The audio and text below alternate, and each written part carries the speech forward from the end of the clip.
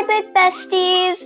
Happy 2026! After a long holiday break, I'm finally posting again, and I'm starting with a book that honestly surprised me in the best way.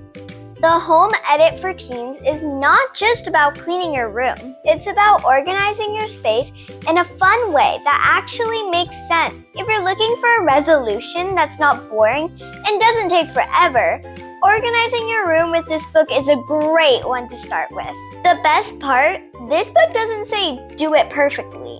It says do it your way. Because organizing isn't just about being perfect. It's about making your space work for you. And when your room is organized, your brain kind of feels organized too.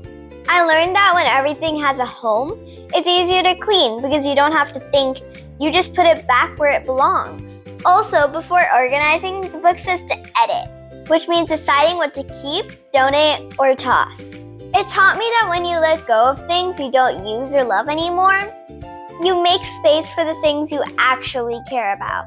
I will be honest, this book is also a great gift for parents because when our room is organized, they don't have to remind us 100 times. And that's a win for everyone. That's it for today. Keep turning pages.